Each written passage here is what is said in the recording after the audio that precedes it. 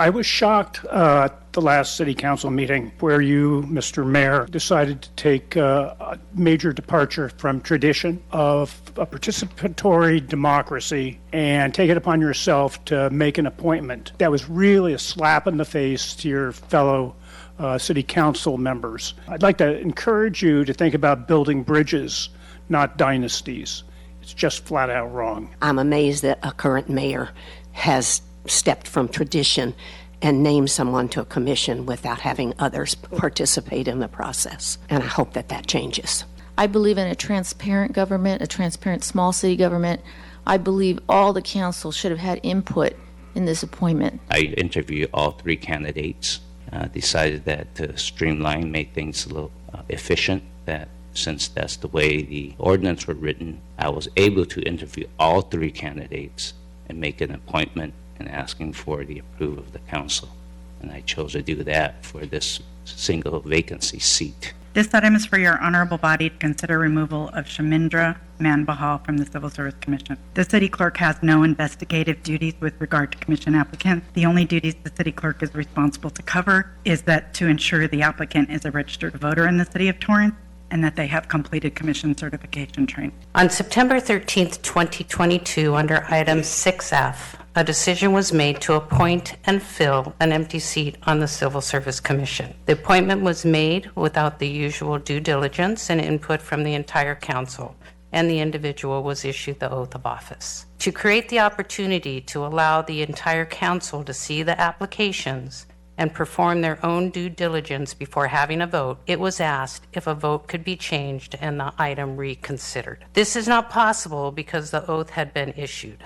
The only way to allow the opportunity for the entire council to see the applications, perform their research, and interview and contribute to the vote is to consider removing the appointee and to start over. I also support Councilmember Griffith's request to bring back the item to discuss the code pertaining to commission appointments at a future meeting to allow all council members the opportunity to contribute to the nomination process. Typically, we receive a binder with all the applications included prior to any appointment. May I ask why this was not made available when we were actually asked to vote on it? Councilwoman, the binders were created. They were taken upstairs. I was asked to collect them by the mayor. When will the discussion be coming back to the council regarding the code and the process? We're aiming for the 27th, so next Tuesday. I will tell you and the public that this next appointment, we're going to go to the traditional process so that there's no concern. That is the issue. I'm just going to say it right out loud, because if that's the case, it helps the process go through. I will admit to being caught completely off guard by the way this appointment was handled. I made a horrible assumption that we would be doing things normally. Civil Service Commission has 7 members, yes, through resignation, and then the second one would be mine. With that being said, yes, there are a lot of important issues that are coming up before the commission.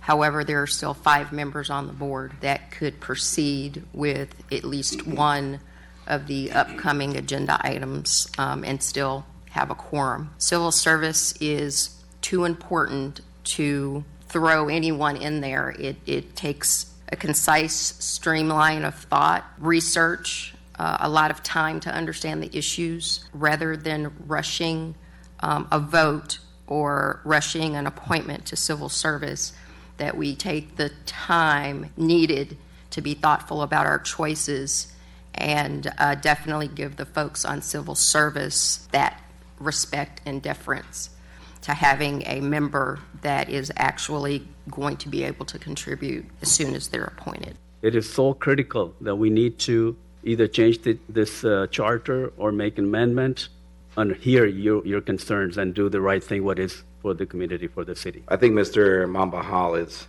very qualified, and in a way, he may actually be overqualified.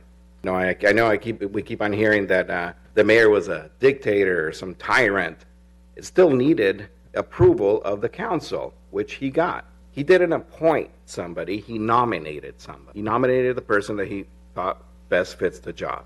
Now, after the appointment from the council, there was some articles that popped up. Now, none of those articles said that he was charged or convicted of anything. As a matter of fact, when I actually read the fact that he got a severance pay of $201,000, 10 months of health insurance paid, which is still currently being paid by the water district. Allowed to cash out his unused vacation and administrative leave, told that he had to sign a confidentiality agreement, and provided a letter of recommendation. Does that sound like somebody that did something wrong? And if he did, where's the charges? Where's the conviction? I think we do need a process to look into people's backgrounds before they serve on these very important commissions. From what I've read, he took a pay advance of $25,000. He thinks he paid it back. Some individuals that were investigating think that it wasn't fully paid back.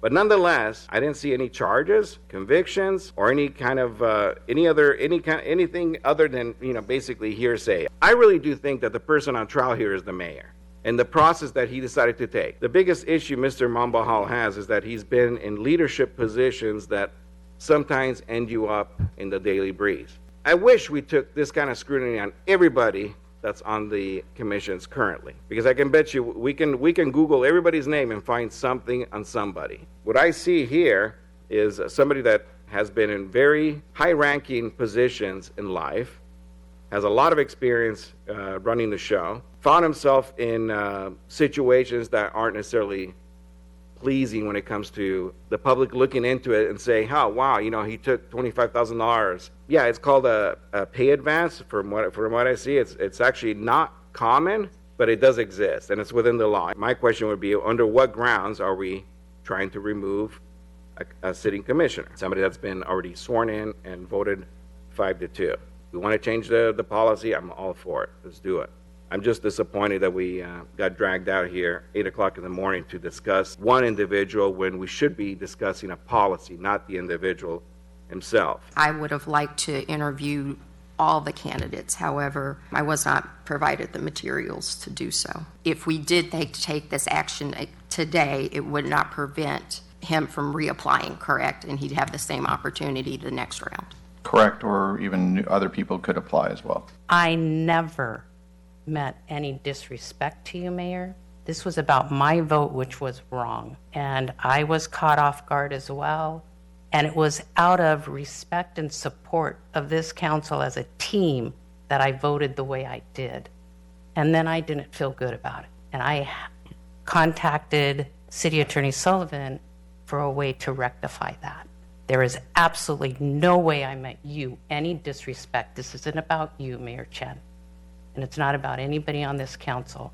It's about how I felt about my actions. I do my best to have an in-person interview. He revealed the fact to me that he resigned from the West Valley Water District, looked through the entire background and grilled him upside down, sideways to the right. That was my first time meeting him. And the second time was the second interview when he applied for the Civil Service Commission along with 2 other applicants. Under the Constitution and the Bill of Rights, each citizen has a right to due process under the law. And that right extends to every citizen, to every member of this council, to all the staff, and also to our commissioners. Some of you may be aware that in World War II, more than 120,000 Japanese Americans were illegally stripped of their due process rights. They were illegally recategorized from American citizen to enemy alien and were placed into prison camps. My family, both my mother and father's side of the family, were all placed in these camps. So I am highly sensitive and highly focused on the due process rights of everyone who comes before this council. In the last round of commission appointments, you provided notebooks to each of the members of the council. That is correct. By providing that information to all members of the council back in July, all the members had equal access to his application at that time.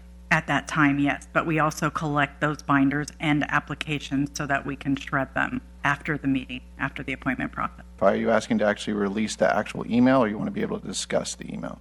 I'd like to discuss the email today, but if necessary for the benefit of the public, but also as part of the procedural due process for the commissioner. If I could address that, he has no procedural due process rights. This he doesn't have a right to be a commissioner. It's only a privilege. So procedural due process does not apply here. I believe the individual has rights. He does not have due process rights to this position. You have it to employment position, to property, but not to a commission position. That's a privilege. But since the applicant is being questioned on his integrity, personal integrity, and because I believe that I don't think anyone's raised his personal integrity yet in this meeting. Well, let's go into the emails and find out what has been shared with the council members so we can share that with the public and determine if the fairness doctrine applies to every applicant and every commissioner. Okay, just for the record, though, there is no procedural due process here. Absolutely not. Like, there is none. There's no procedural due process to a civil service commission job at all. I mean, so I just don't want to, I don't want to get us down in a path that you're essentially alleging that he has a right that he doesn't have, and that could lead to litigation, and there absolutely is no procedural due process rights. My concern is that we are focusing on the person that has been put on the commission and not the process of how the person was put on the commission. And I think that by releasing emails from the city attorney to the council sets down a dangerous precedence. And to be clear, I have not mentioned the individual one time at this meeting. It's the process. No, but I just, just for the record, this is all about Manbahal. It's nothing about the process. We're not deciding the process today. We're deciding whether we're going to remove Manbahal or not. So unfortunately, it's all about him. The process is going to be coming back at a later meeting. And quite honestly, if we got nothing to hide, let's talk about the emails. That motion carries with council members Griffith, Lewis, and Shake voting no. Next, I'd like to turn to a subsequent email dated September 16th. I thought this was only about the email that was calling the meeting. I'm asking questions about all the emails from the city attorney to the council related to this special meeting. I move that we discuss all emails pertaining to this item. Your Honor, that motion carries with council members Griffith, Kalani, and Lewis voting no. You reference, and I quote, a Google search of Shamindra Manbahal finds some of the articles that the city council should be aware of. And then there's a series of documents. There are some settlement agreements with Hawthorne. One is a separation, and one is a repayment schedule for paying, I think it was $8,333 for over a time period to get to $25,000 of repayment. Subsequent to that email, did you provide any other information to the mayor and city council on Mr. Manbahal? I think the only other thing that was mentioned in that email was the fact that his application was dated July 20th, and according to the article about his resignation, his last day with West Valley, if that's the correct name of the water district, was June 30th. So since the issuance of this email on September 16th, have you or anyone in the city that you're aware of established any contact with the city of Hawthorne? I have not. Have you had any contact with the West Valley water basin? I have not. Have you had any contact with the authors of the article in the Daily Breeze or the other newspaper? I have not. So when it comes to submissions by potential commissioners, who is in charge of vetting those applications? The city council holds interviews. That's been our practice as part of the process, and makes the appropriate appointment upon deliberation. So the city council has that responsibility and no other office in the city? I'm not sure what the investigatory implies. The council goes through a vetting process by holding interviews to determine which applicants you deemed qualified based on your experience and vetting process. And then we go through the deliberation process here at the council meeting through the nominations and voting. That's the extent that my office is involved. What I'm hearing right now is that the only body that can vet candidates is the city council at this time. Yes, sir. No one except the council and the mayor have the responsibility for vetting applicants. That is correct. What I find troubling today is that if this council is taking action to remove a commissioner based on a cursory Google search, which to me should not be the sum and substance of a full vetting process, then I find the basis for the removal of the individual to be half-baked. If we are to conduct a fair and thorough investigation of this applicant and any other applicant, then the research must be fair, thorough, and as wide and deep as possible to ensure that whoever this council appoints to any commission is qualified and has passed the full vetting process of the council. I was not conducting an investigation. There was stuff online, both social media and on the internet, and typically my office does provide background information to the city council on various items. So I am not recommending to remove him. I'm not recommending to keep him on. That is clearly the decision of the city council. I just wanted that to be clear, that that was not an investigation. That was just stuff that was out on social media that I thought the council should be aware of. Again, I just want to make it very clear. I was unaware of any of these articles prior to my request to have this item have my vote changed, which it cannot, have this item reconsidered, which it cannot. I am requesting a restart. He is more than welcome to reapply. I would like the opportunity for there to be even more applicants and for us to be able to speak with them, interview them, understand their ability to contribute to the commission better. As I understood the request for this meeting, not to be anything about the specific issue about the worthiness of the applicant, but the fact that I think many of us, if not all of us, well, certainly not all of us, but many of us were caught off guard by this significant change in our process for selecting a commissioner, and the fact that we weren't really given the opportunity to see the applicant's information or properly do the vetting that would normally be done. And as Councilwoman Kalani mentioned, is that we all want the opportunity to, with the information given to us about the fact that this process was completely unusual, we would like the opportunity to revisit the vote on this. But because of the fact that this involves swearing in of a commissioner,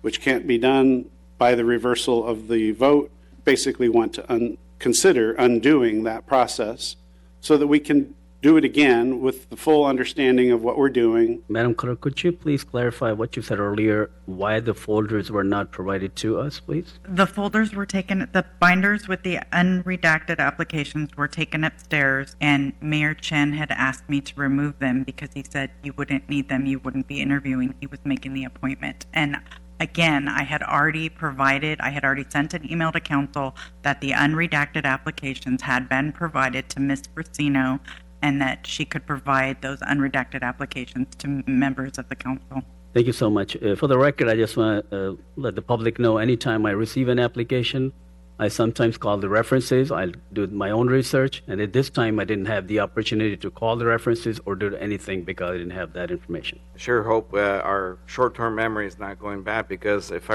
recall, all of us, minus Councilwoman Lewis, interviewed Mr. Manbahal for commission appointments. If I remember correctly, it was just about a month prior to this event that Mr. Manbahal had applied for, I believe, 3 other commissions. The package from 2 months ago was basically the identical, correct me if I'm wrong, I believe it was identical application that was submitted 2 months ago. And just to make sure I clarify, the binders were at the city, at the Isela's office on the desk, and then I asked Rebecca, I said, Rebecca, I was trying to streamline this process, 3 applicants, and some of them were old applications, and looking at the ordinance, I got, let's streamline where we can.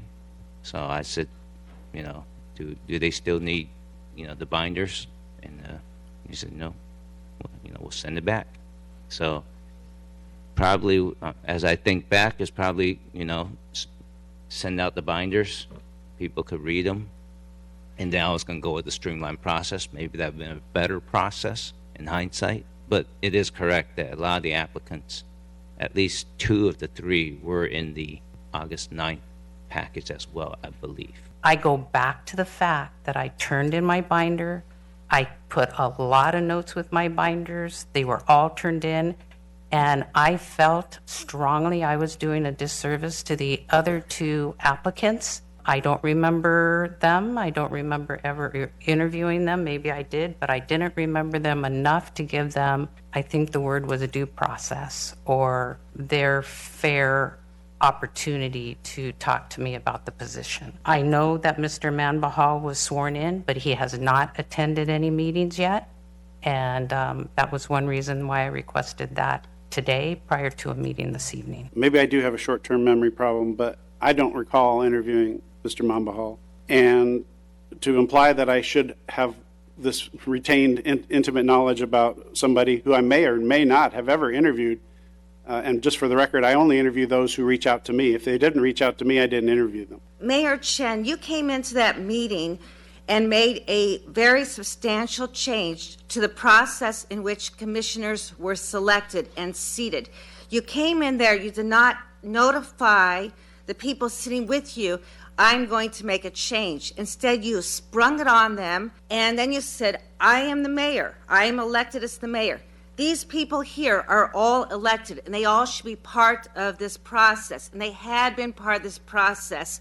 And you came in here and made a change. And I find it deeply disturbing that you had Rebecca here take the binders and remove the binders so that they did not have information on whom they were voting for. Nobody had a chance to vet any other candidate. The council was very confused about what they were voting for. It was very obvious when watching that everybody was stunned, or not everyone. So again, not about the person, about the way that things were handled. I think probably the process would have been better if all the binders were at least kept there for review. I admit to that. And again, I was trying to streamline the appointment of one vacancy, and knowing that I think it was one vacancy, correct? And to be clear, the item was written that the mayor would be making the appointment. Right. I know that a lot of folks were saying they were shocked. I just don't want to peel a scab that I think everyone had noticed and if you read the agenda. As a matter of fact, the first time I realized the process was actually for the August 9th appointment. However, at that point, I just went with the process as usual because that was a large group. Congratulations for trying to streamline things. But you see what happened without getting a group of people to help you streamline things. Look at how much time we're spending today. Look at how many questions, which seemed like an inquisition of people and their jobs. The only way to undo something that people were uncomfortable with is to remove Mr. M and start again. I applied because I'm home. I'm at the point where I'm contemplating if I should go back to work or not. And I have a tremendous amount of experience in local government, as you've all seen, held some high-level positions, and with that comes scrutiny. But I did my job. Transparency is a double-edged sword. You can take it as you please. But I was scrutinized for doing what I was trained to do. Elected officials for the prior cities did not get reelected. City managers were terminated because, again, I was doing my job protecting the public's funds. The repayment of the money was completely done. It was an advance on salary. Yes, it's not traditional, but I had a hardship with my family, and the city afforded me that, and it was completely repaid. At the West Valley Water District, I was promoted 3 times in 4 years. I started as CFO, and I ended my career there as the general manager and chief executive officer. That this governing body was confused on, well, the action was taken. And as a resident of Torrance, I feel like considering removal from that commission is a disservice to the citizens of Torrance and to the employees because they need help. I spent all day Saturday going through the binder, listening to the testimonials to get prepared for this evening's meeting. And that's the kind of person that you're going to get. Experience. I can hit the ground running from day one. But, if that's not the process that this governing body is looking for and the expertise, then Thank you. That's just what I have to say. I appreciate the time and discussion and consideration. I just want to apologize to you, Mr. Manbahal, that this got so personal. I did my best to make sure it wasn't personal. Please understand that it is not personal for you. And however this turns out, I want to thank you for being an involved resident of the city of Torrance. So I just wanted to make sure that you knew that we do appreciate your efforts. I'm going to have to agree with Councilman Kaji's analogy. We don't want to throw out the baby with the bathwater. Yeah, doing a reset or a restart, it's all fine and dandy, but there's a person involved. I would not be agreeing to removing Mr. Manbahal because he was rightfully voted in. Whether there was confusion or not, that's our job to research. It was our job. We were given notice that the mayor was going to be nominating or appointing with the council's approval. He got approval. There was no policies that were violated, and there's really no grounds for removal, in my opinion, because hearsay or a couple articles that pop up from Daily Breeze is not really within the I guess the range of why we should remove Mr. Manbahal. Now, if we want to remove Mr. Manbahal because it would make us feel better, I think that's just the wrong reason. We need to give ourselves a reason why we want to remove Manbahal. And we didn't like the process is not a reason, because that process is something that was allowed to happen. I'm all in favor of changing that process, but I will not be voting to remove Manbahal because he was rightfully voted in. My hope is that this process does not send a chilling effect on the residents who may view this as having to run a gauntlet in order to serve as a volunteer. Like I said earlier, I never had the opportunity to speak or interview with Mr. Manbahal. Unfortunately, you never reached out to me, and I also take a blame. Normally, I do reach out to the appointments, but I would urge you to please reach out to me. I get to know you more. This is a very important commission. We believe if somebody is serious, they should reach out to the council for interview. You had applied twice and never heard from you, and I would urge you, and I'd like to have interaction with you. I'd like to know you. Civil service is a quasi-judicial. It's an important commission. For me to appoint anybody or nominate anybody, I need to know you more. I'll interject here. I think we all have our own process, and then maybe that's some of the things, I believe each elected official, council member, and myself choose our own process. Some may say I only interview those who reach out, and some would review all the applicants and determine who. I choose the latter because not every member reaches out. I'm concerned about the other two applicants that didn't get the full review of the council. I would hope that when residents see how fair we're trying to be here, that they will apply. Oddly enough, had we followed the long-standing process of letting commissioners nominate a candidate and vote, the odd thing is we wouldn't be here today because Mr. Manbahal would have been seated as a commissioner as he was, strictly based on the vote, as Councilman Matucci referred to earlier. In order to reconsider, we would have to undo that swearing in, essentially by removing that person from that sworn position, and then allow us to reconsider our vote. Is that correct?